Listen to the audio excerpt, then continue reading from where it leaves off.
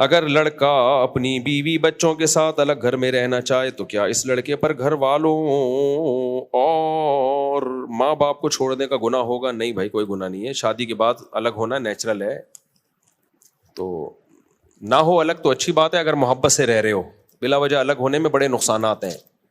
Joint family میں اگر محبتیں ہونا تو پھر جوائنٹ فیملی سے بڑی کوئی نعمت نہیں ہے. لیکن محبتیں آج کل کیا چل رہی ہیں؟ شارٹ چل رہی ہیں. اس لیے پھر ہم کہتے ہیں الگ ہو جاؤ.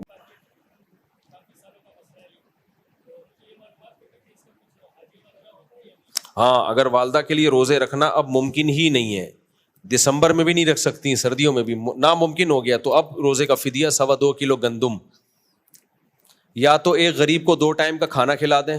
کوئی بھی غریب ہو اس کو صبح کا کھانا اور رات کا، یہ دوپہر اور رات کا کھانا کھلا دیا. یہ بھی کر سکتے ہیں کہ دوپہر کا کھانا 2 دفعہ کھلا دیا، یعنی ہفتے کے دن بھی کھلا دیا، اتوار کے دن بھی کھلا دیا. اس سے بھی فدیہ ادا ہو جاتا ہے. یعنی کوئی بھی کسی بھی ایک ہی غریب کو 2 ٹائم کا کھانا تو یہ کھلا دیں، یا 2.25 کلو گندم، یا اس کی قیمت دے دیں، تو ایک روزے کا فدیہ ہو جائے گا. مفتی صاحب، صدقہ فطر کن پر واجب ہے؟ اس کا پورا میں نے نصاب بتایا تھا بھائی، لمبا بیان ہے میرا، اس دن تراویح میں پورا ڈیٹیل سے بتایا ہے.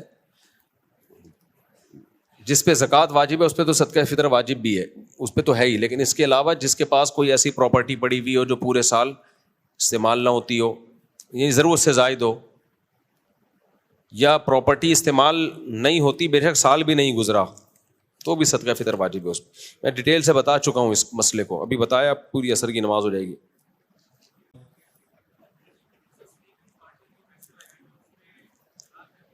جی ہاں، سلیپنگ پارٹنر جس نے پیسے لگائے ہیں اسی پہ تو زکوٰۃ ہے. جس نے پیسے نہیں لگائے اس پہ زکوٰۃ نہیں ہے، کیونکہ وہ تو ورک کر رہا ہے نا، ورک پہ تھوڑی زکوٰۃ ہوتی ہے. زکوٰۃ تو اس کے ہوتی ہے جس کا پیسہ لگا ہوا ہے، اور جو انویسٹر پیسہ لگاتا ہے اس پیسے پہ زکوٰۃ نہیں ہوتی. خوب سمجھ لو، اس پیسے سے جو مال خریدا گیا ہے اس مال کی مارکیٹ ویلیو دیکھی جائے گی، اس ویلیو پہ زکوٰۃ ہوگی.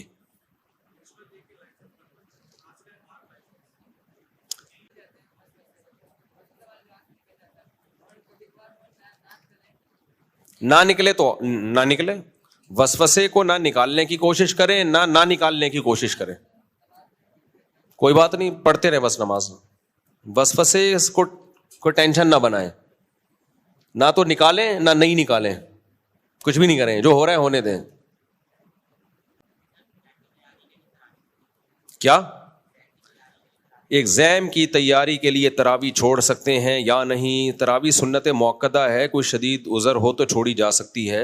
اب امتحان واقعی ہے جو، تو پھر کم مختصر پڑھ لیں، الحمد للہ سے پڑھ لیں، الحمد للہ سے پڑھ لیں. وہ بھی اگر ناممکن ہو گیا، مشکل ہو گیا، آپ کو ڈر ہے کہ امتحان میں، تو پھر چھوڑ سکتے ہیں.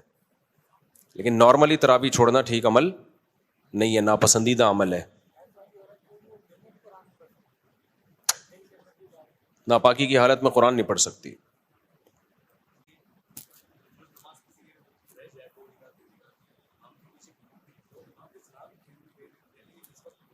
جب امام دوسرا سلام شروع کرتا ہے اس وقت کھڑے ہو جائے مسبوق.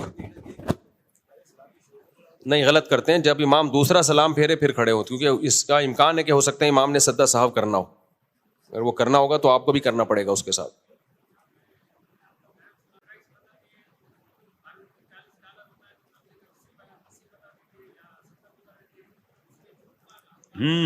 دیکھو، فری لانسنگ آپ کرتے ہو تو آپ ریٹ نہ بتاؤ نا، آپ اپنے کام کے پیسے بتاؤ، میں اتنے میں کر کے دوں گا آپ کو، تو یہ جھوٹ نہیں ہوگا.